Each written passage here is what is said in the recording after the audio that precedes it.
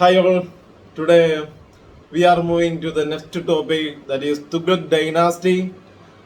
Tuglaq Dynasty ruled from 1320 to 1440 century.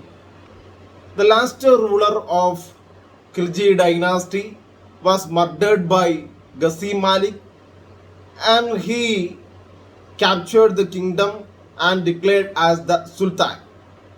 Ghazi Malik later adopted the name Ghiyasuddin Tuglaq. Here, Tuglaq, the word Tuglaq means not the name of any tribe or clan, but was the personal name of Ghiyasuddin. The Tuglaq belonged to the Kwaranga Turk or tribe, which was the blend or mixed tribe of the Turk and Mongol stock. Ghiyasuddin Tuglaq ruled from 1320 to 1325.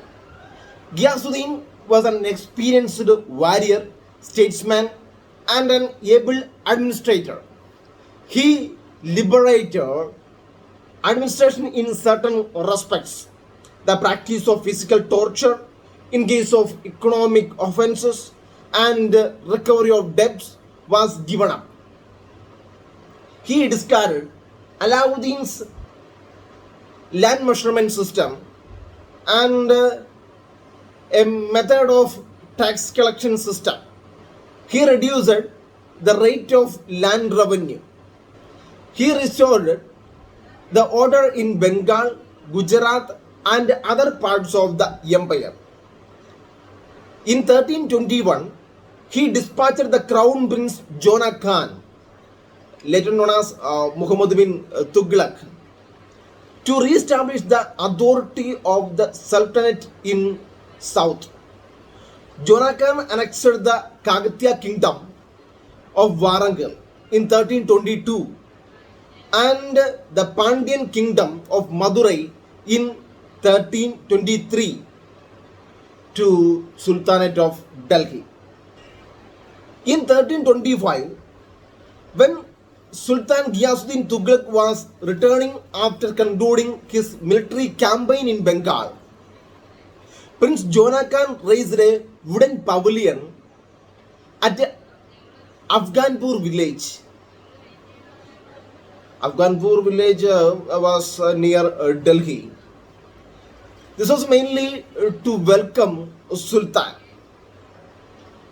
The pavilion under which the Sultan was received collapsed suddenly, and the Sultan, along with a few other dignitaries, was crushed to death under the debris. Ibn Battuta holds Jonah Khan was responsible for the pre-planning action to kill the Sultan. After the accidental death of Ghiyasuddin Tuglaq, Jonah Khan ascended the throne as the Sultan of Delhi. He adopted the title Muhammad bin Tuglaq.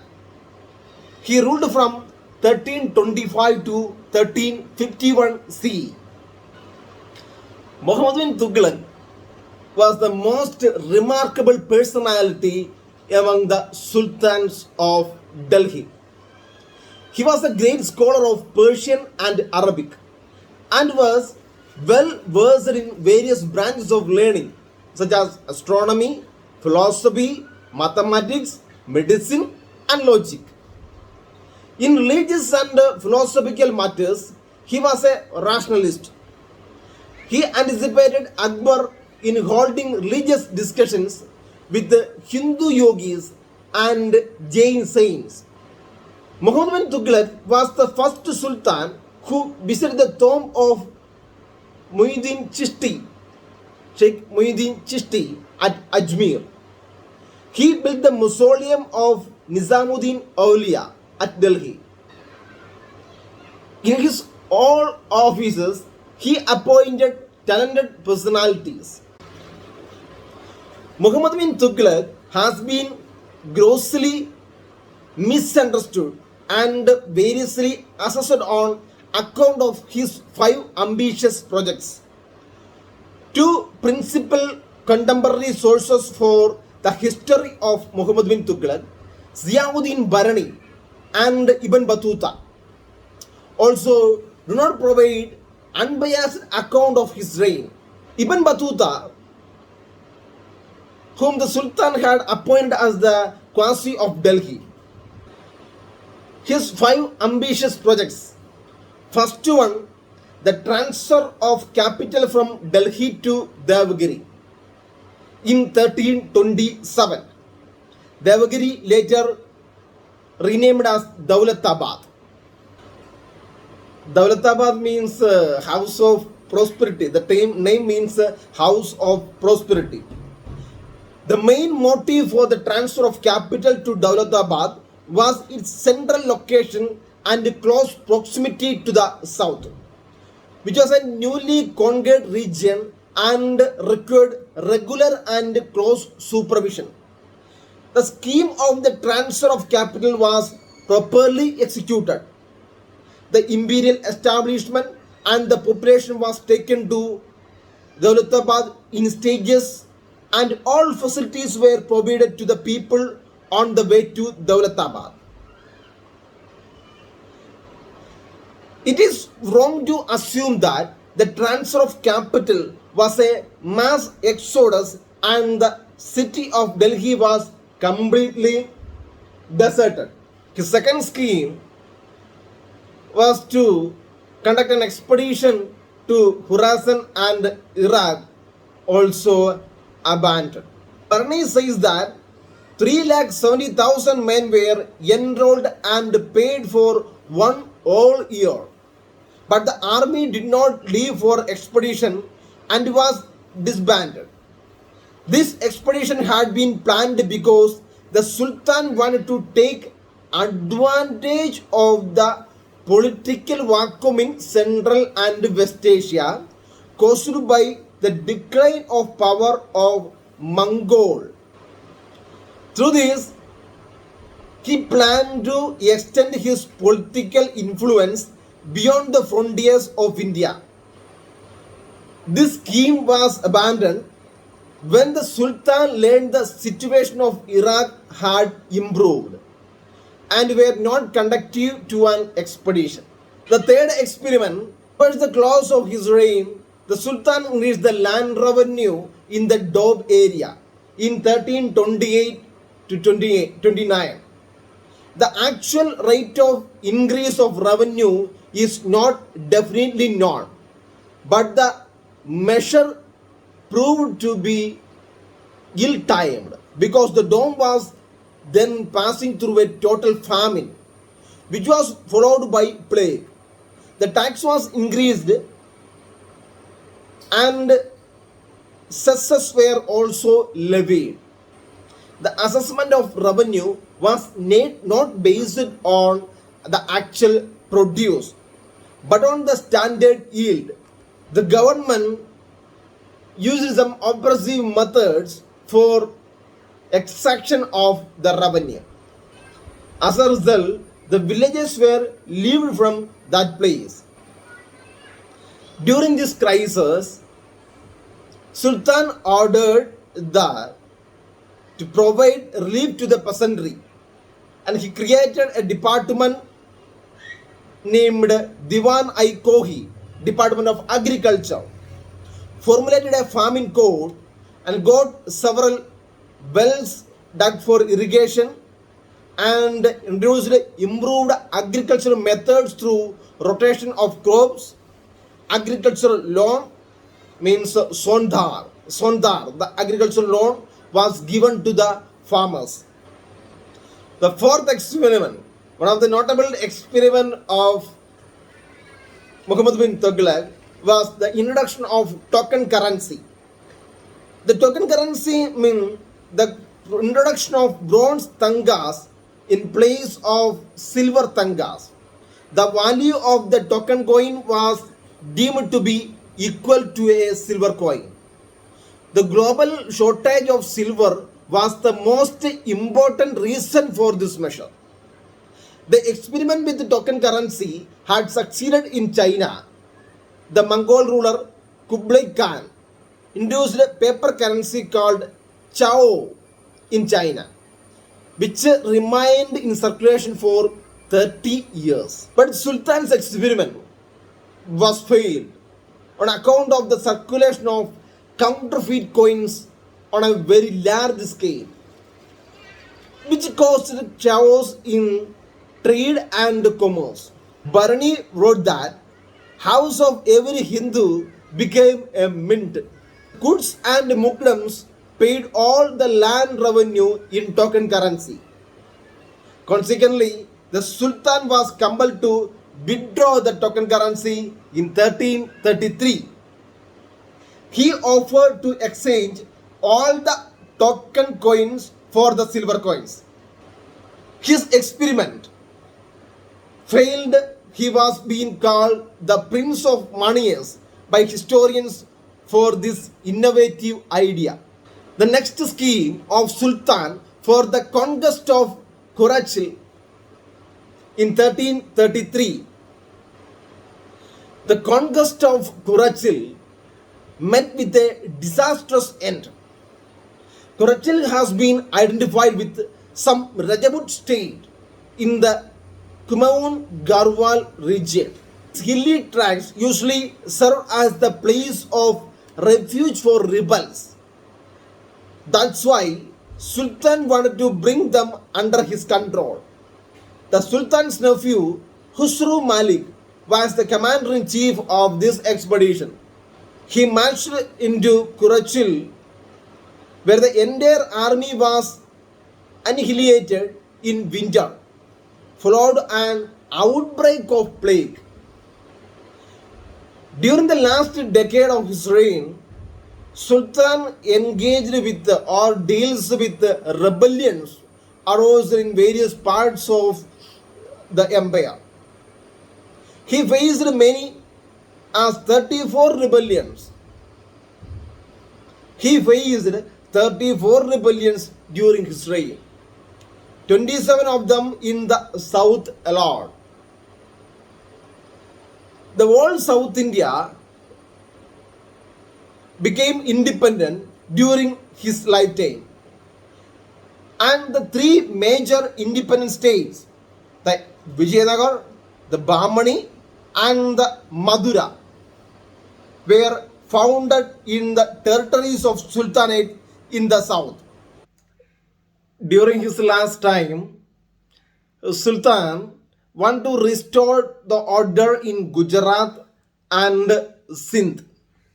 He restored the law and order in Gujarat, but while moving towards Thatta in Sindh, he died in 1351. Next ruler, Firoz Shah Tuglaq, who ascended the throne in 1351.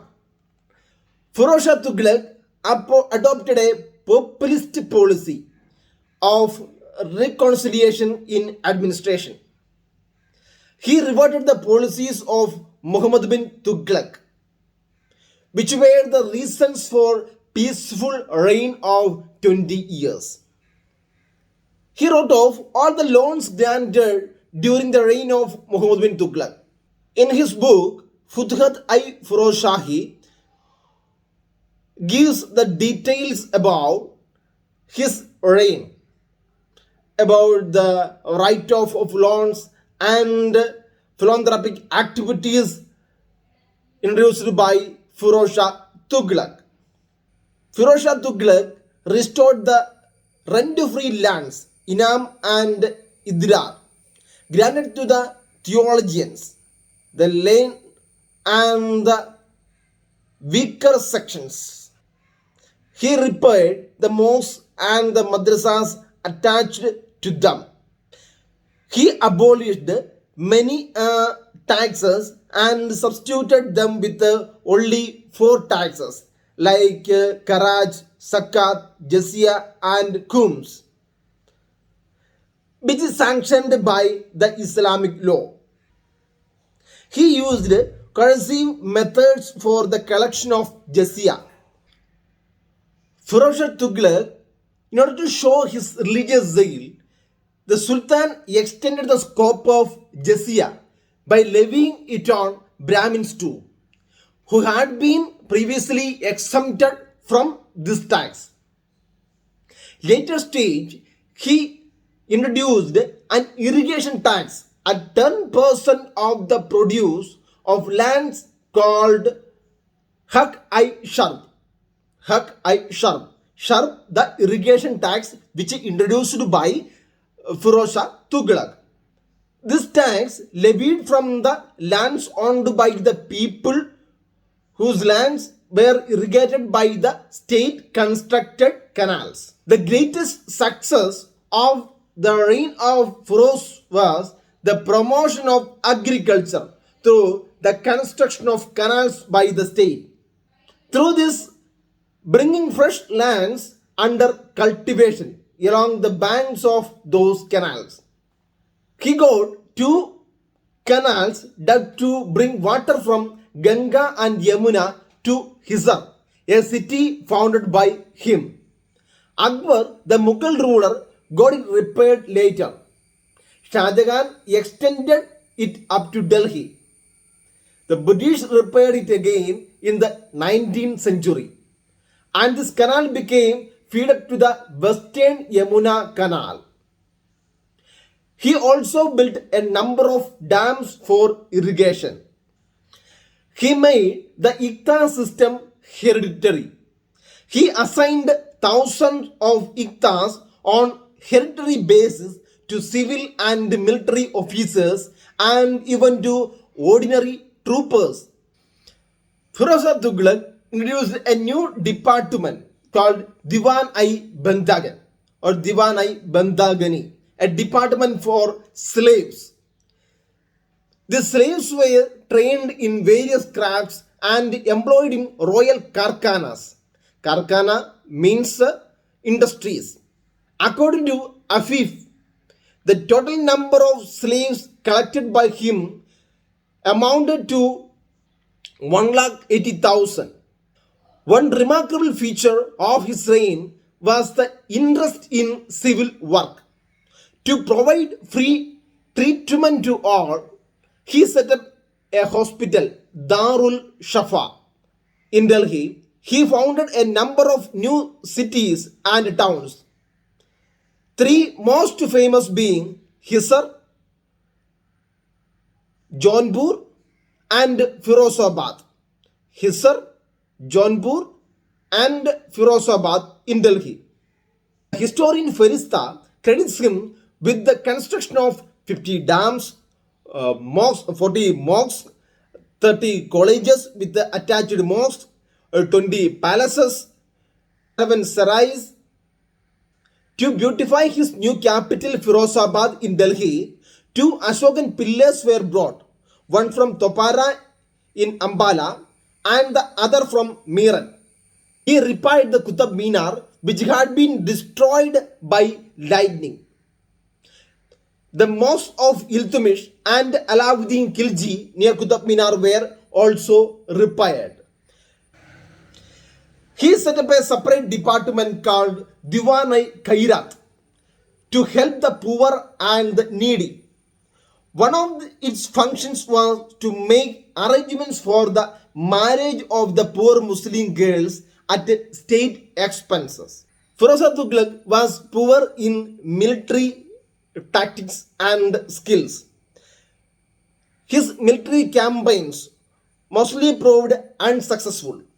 He conducted some expeditions. One of the important expedition to Bengal and Jajnanagar campaign. He seized Cuttack and destroyed the Puri Jagannath temple. He collected Sanskrit manuscripts from Jwalamukhi and other temples, some of which were later translated into Persian. In 1388, Firoz Shah Tuglaq passed. His last years were full of tragedies. The process of decay and the disintegration of the sultanate which had been during the reign of Muhammad bin Tuglaq,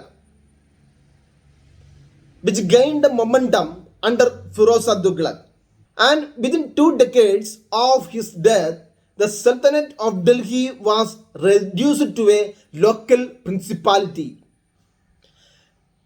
Nasruddin Muhammad, who ruled from 1390 to 1398, was the last Sultan of Tuglaq Dynasty.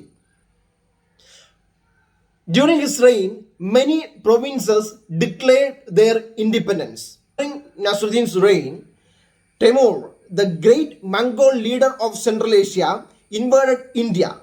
Timur reached Delhi in 1398 December and ordered general massacre. For a few days, Delhi and its people were robbed, disgraced, and made to pay the price in blood. Timur left Delhi in early 1399.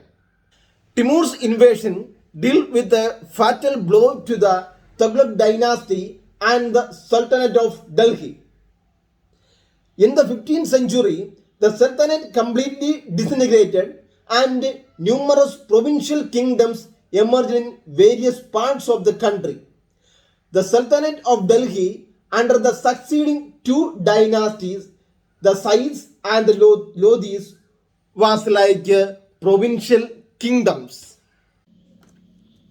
ഇന്ന് നമ്മൾ ചർച്ച ചെയ്തുകൊണ്ടിരിക്കുന്നത് ഡൽഹി സുൽത്താനേറ്റിലെ തുഗ്ലക് ഡൈനാസ്റ്റിയെ കുറിച്ചാണ്. 1320 മുതൽ 1414 വരെ ഡൽഹി സുൽത്താനേറ്റിന്റെ ഭാഗമായിരുന്നു Tughlaq dynasty. Khalji ഡൈനാസ്റ്റിയിലെ last റൂളറെ വധിച്ചുകൊണ്ട് ഗസി Malik അധികാരത്തിലേക്ക് വരികയാണ്. ഡൽഹി സുൽത്താനിന്റെ അധികാരം പിടിച്ചടക്കുകയാണ്. ഈ ഗസി മാലിക്കാണ് പിന്നീട് ഗിയാസുദ്ദീൻ തുഗ്ലക്കായി അറിയപ്പെട്ടത്. ഗിയാസുദ്ദീൻ തുഗ്ലക്ക് തുഗ്ലക് ഡൈനാസ്റ്റിയുടെ ഫൗണ്ടർ ആയിട്ടാണ് അറിയപ്പെടുന്നത്. തുഗ്ലക് എന്ന പേര് അത് ഗിയാസുദ്ദീൻ തുഗ്ലക്ക് വഴി വരുന്നതാണ്, അല്ലാതെങ്കിൽ ഒരു ട്രൈബിൻ്റെയോ ഒരു ക്ലാൻ്റെയോ പേരായിരുന്നില്ല.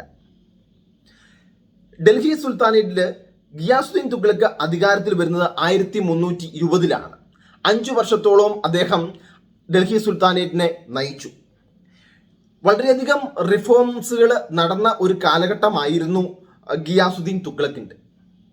കാരണം അലാവുദ്ദീൻ ഖിൽജിയുടെ ഭരണശേഷം അദ്ദേഹത്തിൻ്റെ പല ഒപ്രസീവായിട്ടുള്ള നയങ്ങൾ, പല രീതികൾ, ഇതെല്ലാം ഗിയാസുദ്ദീൻ തുഗ്ലക്ക് വേണ്ടെന്ന് വെച്ചു. മാത്രമല്ല അദ്ദേഹം ഇറിഗേഷൻ വർക്കുകൾ ആരംഭിച്ചു, കൂടുതൽ ലാൻഡ് കൃഷിയോഗ്യമാക്കി. പിന്നീട് നിരവധി എക്സ്പെഡീഷൻസ് അദ്ദേഹം നടത്തി. ഡൽഹി സുൽത്താനേറ്റിൽ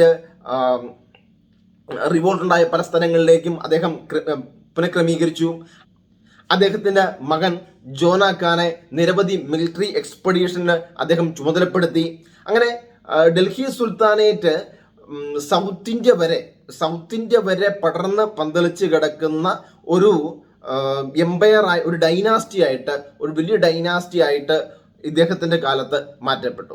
അലാവുദ്ദീൻ ഖിൽജിയുടെ കാലത്ത് പിടിച്ചടക്കിയ പ്രദേശങ്ങൾ പിന്നീട് പലപ്പോഴും കൈവിട്ടു പോയെങ്കിലും അത് ഗിയാസുദ്ദീൻ തുഗ്ലക്ക് റീസ്റ്റോർ ചെയ്തെടുക്കുന്നതായിട്ട് കാണാൻ സാധിക്കും. ഈ ഗിയാസുദ്ദീൻ തുഗ്ലക്ക് മരണപ്പെടുകയാണ് ഉണ്ടായത്. അതായത് ജോനാഖാൻ നിർമ്മിച്ച ഒരു വുഡൻ പവലിയനിൽ അദ്ദേഹം കയറുകയും അത് തകരുകയും ചെയ്തു. അങ്ങനെ ഗിയാസുദ്ദീൻ തുഗ്ലക്കും അദ്ദേഹത്തിൻ്റെ കുറച്ച് അനുയായികളുമെല്ലാം ഈ തകർച്ചയിൽ, ഈ വുഡൻ സ്ട്രക്ചർ തകർന്ന്, അല്ലെങ്കിൽ ഈ പവലിയൻ ഗാലറി തകർന്ന് മരണപ്പെടുകയാണ് ഉണ്ടായത്. എന്നാൽ ചില ചരിത്രകാരന്മാർ, ബെൻ ബത്തൂത്ത ഉൾപ്പെടെ പറയുന്നത് ഇങ്ങനെയാണ്: ഇദ്ദേഹത്തിൻ്റെ ആക്സിഡന്റ് മരണം അല്ലെങ്കിൽ അപകട മരണത്തിൽ ജോനാഖാന്റെ പങ്ക് ഉണ്ട് എന്നാണ്. അധികാരത്തിനു വേണ്ടിയുള്ള മോഹമായിരിക്കാം ജോനാഖാനെ ചിലപ്പോൾ ഈ പ്രവൃത്തിയിലേക്ക് നയിച്ചത്. അത് ഗിയാസുദ്ദീൻ തുഗ്ലക്കിന് ശേഷം അധികാരത്തിൽ വന്ന ഇയാളാണ് ജോനാഖാൻ. അദ്ദേഹം സ്വീകരിച്ച പേരാണ് മുഹമ്മദ് ബിൻ തുഗ്ലക്. ഡൽഹി സുൽത്താനേറ്റിനെ കുറിച്ച് പറയുമ്പോൾ ഏറ്റവും അധികം ചർച്ച ചെയ്യുന്ന ഒരു പേരാണ് മുഹമ്മദ് ബിൻ തുഗ്ലക്. ഡൽഹി സുൽത്താനേറ്റിലെ ഏറ്റവും ഏറ്റവും വലിയ ഒരു ഭൂപ്രദേശം കൈകാര്യം ചെയ്ത ഒരു വ്യക്തി കൂടിയാണ് മുഹമ്മദ് ബിൻ തുഗ്ലക്ക്. 1325 മുതൽ 1351 വരെ അദ്ദേഹം ഡൽഹി സുൽത്താനേറ്റിനെ നയിച്ചു. അദ്ദേഹം ഒരു ബുദ്ധിമാനായ വിഡ്ഢി എന്ന പേരിൽ അറിയപ്പെടുന്നുണ്ട്. ഇന്ത്യൻ കിങ്സിലെ ബുദ്ധിമാനായ വിഡ്ഢി എന്ന പേരിലൊക്കെ അറിയപ്പെടുന്നുണ്ട്. അതിന് പല കാരണങ്ങളുണ്ട്. നമുക്ക് ആ കാരണങ്ങളിലേക്ക് വരാം. അദ്ദേഹത്തിൻ്റെ ചില ഭരണ പരിഷ്കാരങ്ങളാണ് അദ്ദേഹത്തെ ഇങ്ങനെയുള്ള പേര് വിളിക്കാനായി അല്ലെങ്കിൽ പേരായി വിശേഷിപ്പിക്കാനായി കാരണമായത്. അത് ചില എക്സ്പെരിമെന്റ്സും ക്യാമ്പയിൻസും എല്ലാം ഇത് ഉൾപ്പെടുന്നു. ഒന്നാമത്തേത് ട്രാൻസ്ഫർ ഓഫ് ക്യാപിറ്റൽ ആണ്.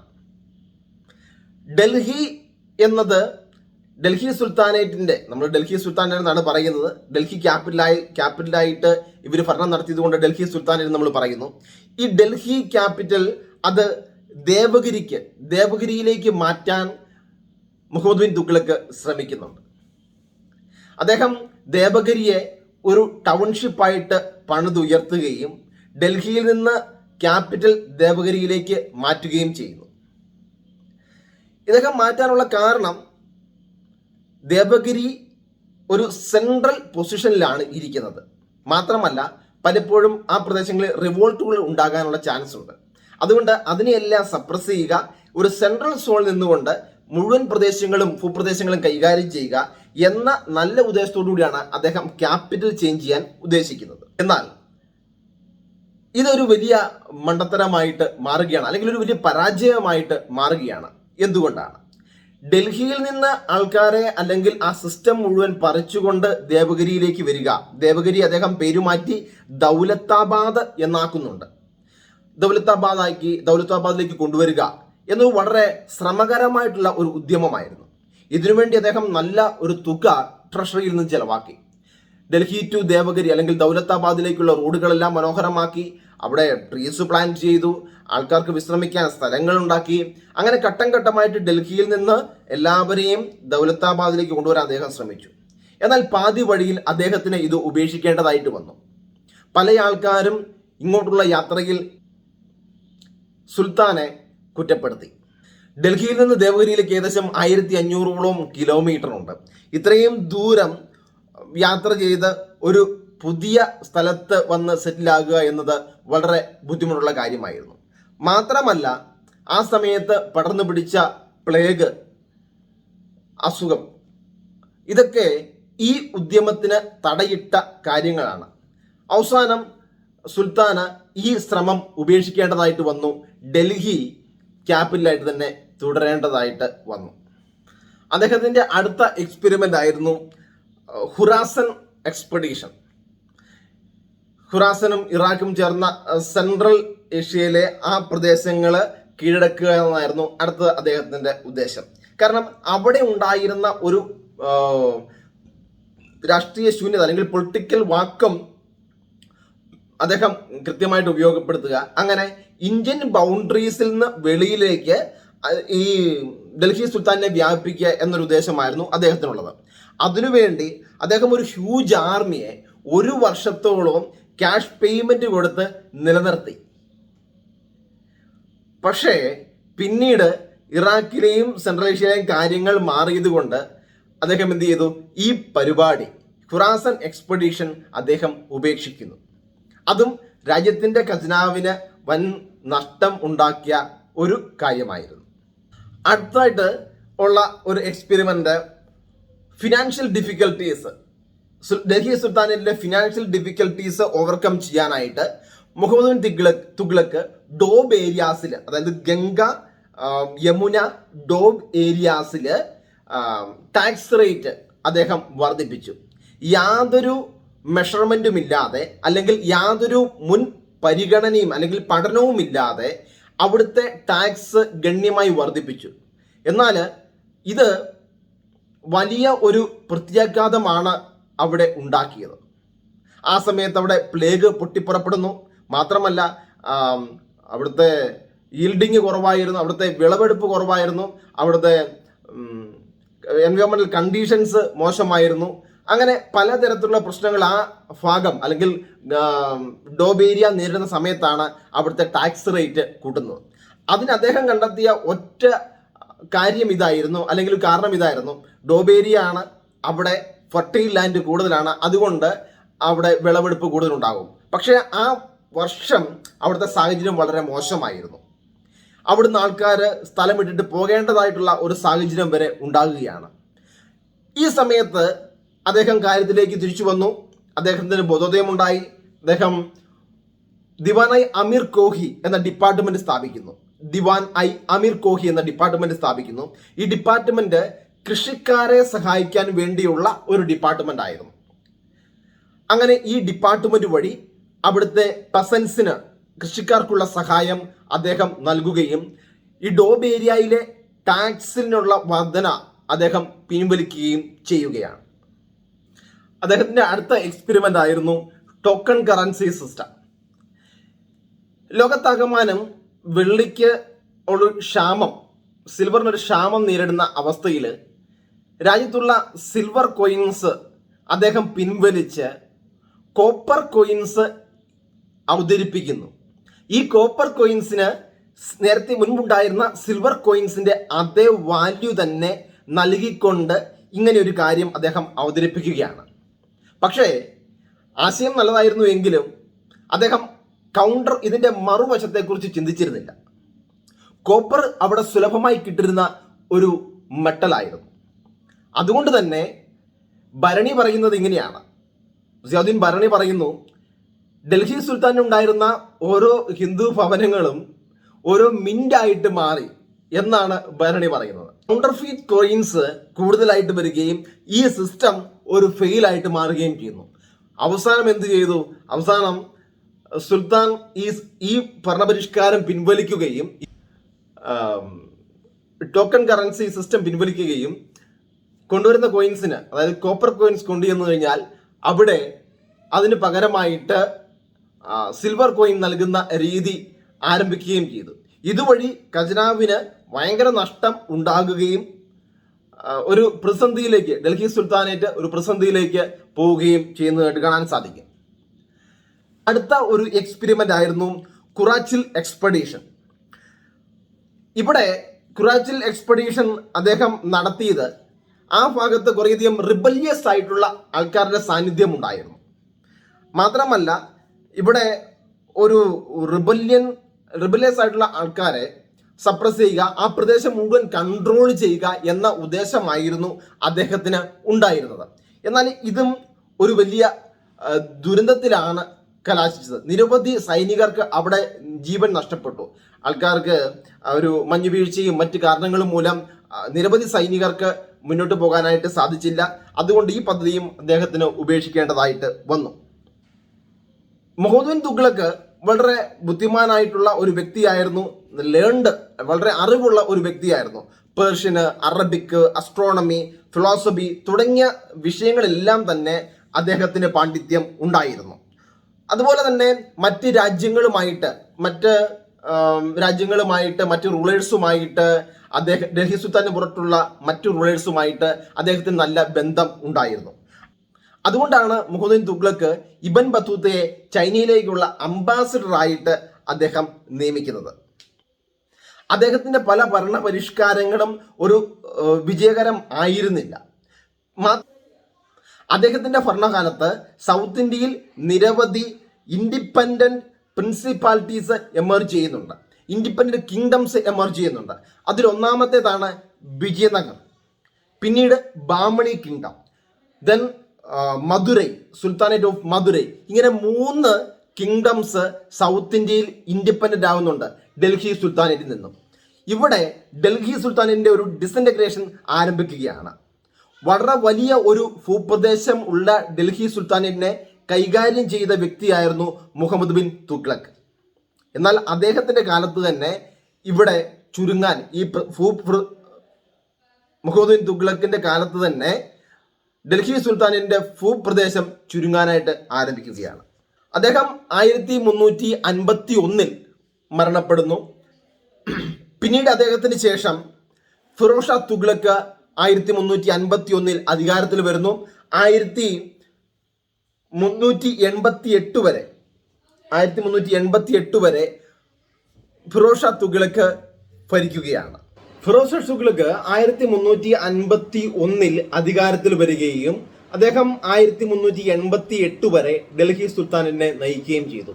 അദ്ദേഹത്തിന്റെ കാലത്ത് പലവിധ ഭരണപരിഷ്കാരങ്ങൾ നടപ്പിലാക്കിയിട്ടുണ്ട്.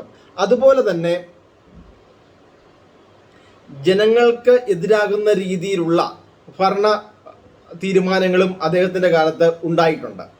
അതിൽ പ്രധാനപ്പെട്ട ചില കാര്യങ്ങൾ നമുക്ക് ഒന്ന് നോക്കാം. ഒന്ന്, അദ്ദേഹം ഒരു ബ്രാഹ്മിൻ കൺവേർട്ടിനെ പ്രൈം മിനിസ്റ്റർ ആയിട്ട് വസീർ ആയിട്ട് നിയമിക്കുകയാണ്. അത് അദ്ദേഹം ചെയ്യുന്ന ഒരു പ്രധാനപ്പെട്ട ഒരു കാര്യമാണ്. വസീർ എന്ന് പറയുന്ന സ്ഥാനം ഡൽഹി സുൽത്താനേറ്റിലെ പ്രൈം മിനിസ്റ്റർ ആണ് വസീർ. അദ്ദേഹം ഖാൻ ഐ ജഹാൻ മക്ബാൽ എന്ന ബ്രാഹ്മിൻ കൺവേർട്ടിനെ അവിടെ പ്രൈം മിനിസ്റ്റർ ആയിട്ട് അപ്പോയിന്റ് ചെയ്യുന്നു. അതുപോലെ തന്നെ അദ്ദേഹം ചെയ്ത മറ്റൊരു കാര്യം, ഒരു ബ്രാഹ്മിൻ ഖുറാനെ ചോദ്യം ചെയ്തു. ആ ചോദ്യം ചെയ്ത ബ്രാഹ്മണനെ അദ്ദേഹം പബ്ലിക്കായിട്ട് കത്തിക്കുകയാണ് ചെയ്തത്. പബ്ലിക്കായിട്ട് കത്തിച്ചു. കാരണം അദ്ദേഹം ഉലേമാസിനെ, ഫിറോസ് ഷാ തുഗ്ലക്ക് ഉലേമാസിന്റെ അഭിപ്രായങ്ങൾ സ്വീകരിച്ച് റിലീജിയസ് ആയിട്ടുള്ള ഒരു ഭരണമാണ് ഒരു പരിധിവരെ കാഴ്ചവെച്ചതെന്ന് നമുക്ക് മനസ്സിലാക്കാൻ സാധിക്കും. കാരണം ഖുറാൻ നിഷിദ്ധമായി പറയുന്ന, അല്ലെങ്കിൽ ഇസ്ലാം നിഷിദ്ധമായി പറയുന്ന 28ഓളം ടാക്സുകൾ, അല്ലെങ്കിൽ 28 ടാക്സുകൾ, ചില ഐറ്റങ്ങൾ, ഇവയെല്ലാം തന്നെ അദ്ദേഹം നിരോധിക്കുന്നതായിട്ട് കാണാൻ സാധിക്കും. മാത്രമല്ല ഇസ്ലാമിൽ പറയുന്ന ടാക്സുകൾ മാത്രം, ജസിയ, സക്കാത്ത്, ഖാൻ തുടങ്ങിയ ടാക്സുകൾ മാത്രം അദ്ദേഹം ലഭ്യ ചെയ്യുന്നു.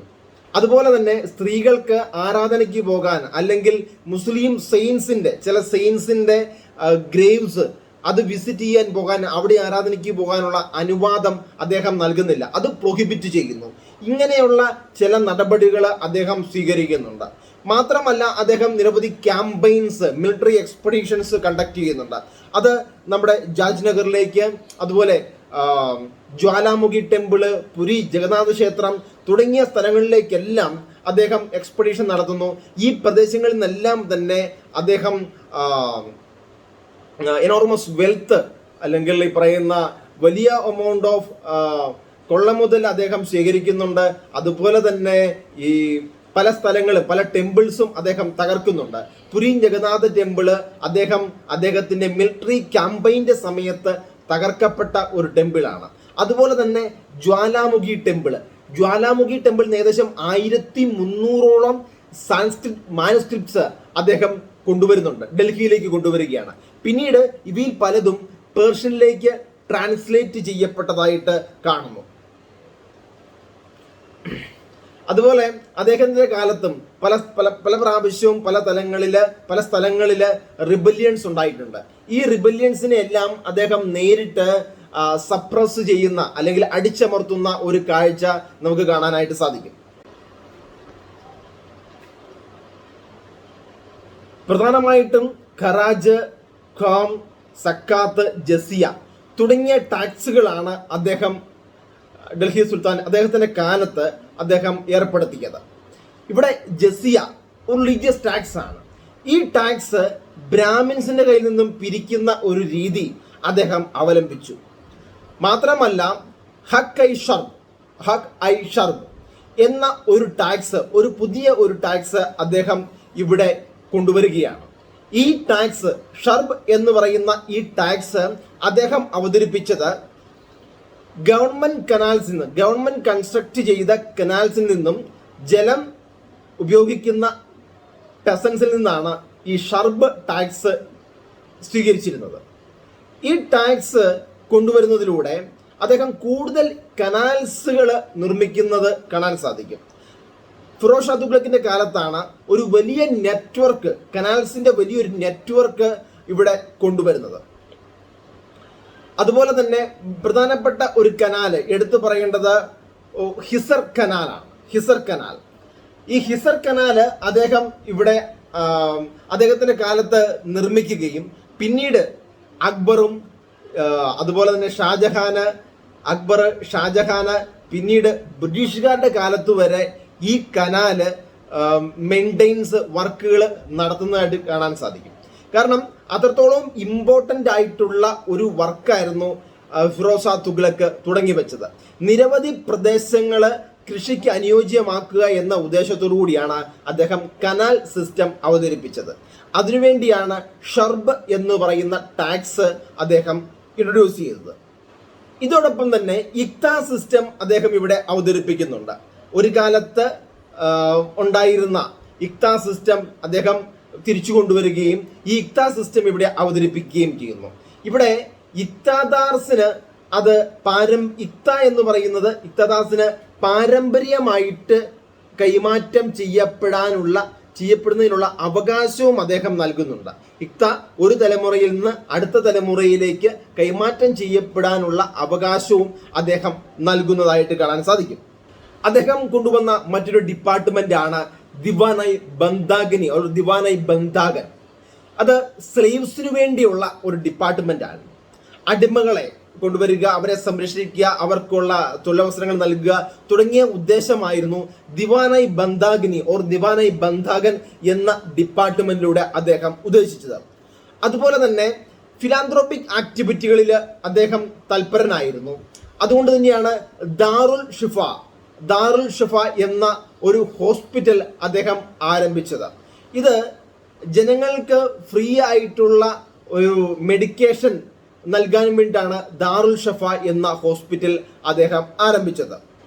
അടുത്ത ഒരു ഡിപ്പാർട്ട്മെന്റ് അദ്ദേഹം ആരംഭിച്ചത് ദിവാനായി ഖൈറാത്ത് ആണ്. ദിവാനായി ഖൈറാത്ത് അത് ജനങ്ങളുടെ ക്ഷേമത്തിനു വേണ്ടിയിട്ടുള്ള ഒരു ഡിപ്പാർട്ട്മെന്റ് ആണ്.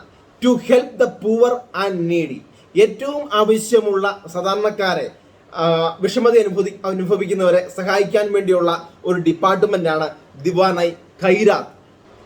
അദ്ദേഹത്തിന്റെ കാലത്ത് നിരവധി സിറ്റീസ്, ടൗൺസ് ഡെവലപ്പ് ചെയ്യുന്നുണ്ട്. നിരവധി സിറ്റീസ് അദ്ദേഹം കൺസ്ട്രക്ട് ചെയ്യുന്നു, നിരവധി ഫോർട്ട്സ് കൺസ്ട്രക്ട് ചെയ്യുന്നു. അതുപോലെ തന്നെ കുത്തബ് മീനാർ ഡെവലപ്പ് ചെയ്യുന്നു. കുത്തബ് മീനാറിന്റെ ഒരു ഭാഗം ഈ പറയുന്ന ഇടിമിന്നല് നാശനഷ്ടങ്ങൾ സംഭവിച്ചു. അദ്ദേഹം അത് പുതുക്കിപ്പണിതു. അതോടൊപ്പം തന്നെയുള്ള മോസ്കുകൾ, അലാവുദ്ദീൻ ഖിൽജി പണിത മോസ്കുകൾ, ഇൽത്തുമിഷ് പണിത മോസ്ക്, ഇവയെല്ലാം അദ്ദേഹം നവീകരിക്കുന്നതായിട്ട് കാണാൻ സാധിക്കും. കുത്തബ് മീനാറിന് പുതിയൊരു നിലയും കൂടി അദ്ദേഹം പണിയുന്നുണ്ട്. അതുപോലെ നിരവധി ഡാമുകൾ, ഫോർട്ടുകൾ, ഇവയെല്ലാം അദ്ദേഹത്തിന്റെ കാലത്ത് പണി തീർക്കുന്നതായിട്ട് കാണാൻ സാധിക്കും. അതുപോലെ ഹിസർ, ജോൻപൂർ, ഫിറോസാബാദ് തുടങ്ങിയ സ്ഥലങ്ങൾ, തുടങ്ങിയ സിറ്റീസ് അദ്ദേഹം ഡെവലപ്പ് ചെയ്യുന്നുണ്ട്. ഫിറോസ് ഷാ തുഗ്ലക്കിനെ കുറിച്ച് പിന്നീട് പറയുകയാണെങ്കിൽ അദ്ദേഹം ഒരു വലിയൊരു ടാക്ടിക്സ് ഉള്ള അല്ലെങ്കിൽ തന്ത്രപരമായ മിലിറ്ററി കാര്യങ്ങൾ കൈകാര്യം ചെയ്യാൻ പറ്റിയ വ്യക്തിയൊന്നുമല്ലായിരുന്നു. അതുപോലെ തന്നെ ഒരു മിലിറ്ററി ക്യാമ്പയിൻസ് പൂർണ്ണമായിട്ടും അല്ലെങ്കിൽ വളരെ സക്സസ്ഫുൾ ആയിട്ട് കണ്ടക്ട് ചെയ്യാൻ പറ്റുന്ന വ്യക്തിയൊന്നുമായിരുന്നില്ല. അദ്ദേഹത്തിന്റെ ചില എക്സ്പെഡീഷൻസ് നമ്മൾ നേരത്തെ കണ്ടതാണ്. അതൊക്കെ വളരെ ചെറിയ എക്സ്പെഡീഷൻസ്, അതുപോലെ ചില റിബലിയൻസ് സപ്രസ് ചെയ്തു. അതിൽ കൂടുതലല്ലാതെ പുതിയ ഡൽഹി സുൽത്താനിന്റെ വ്യാപ്തി വർദ്ധിപ്പിക്കാൻ അല്ലെങ്കിൽ അതിന്റെ ജിയോഗ്രാഫിക്കൽ ബൗണ്ടറീസ് വർദ്ധിപ്പിക്കാനുള്ള ശ്രമങ്ങളൊന്നും അദ്ദേഹം നടത്തിയിരുന്നില്ല. കാരണം അദ്ദേഹം കൂടുതൽ സമയവും ഈ പബ്ലിക് വർക്ക്സ് തുടങ്ങിയ കാര്യങ്ങളിലേക്ക് ശ്രദ്ധ കേന്ദ്രീകരിച്ചിരുന്നു അദ്ദേഹത്തിന്റെ കാലഘട്ടത്തിൽ. അദ്ദേഹം 1388 മരണപ്പെടുകയും പിന്നീട് ഡൽഹി സുൽത്താനേറ്റിൽ അല്ലെങ്കിൽ തുഗ്ലക് ഡൈനാസ്റ്റിയിൽ പിന്നീടൊരു പ്രശ്നങ്ങളാണ് ഉടലെടുക്കുന്നത്. പിന്നീട് വന്നവരെല്ലാം തന്നെ വളരെ വീക്ക് റൂളേഴ്സ് ആയിരുന്നു.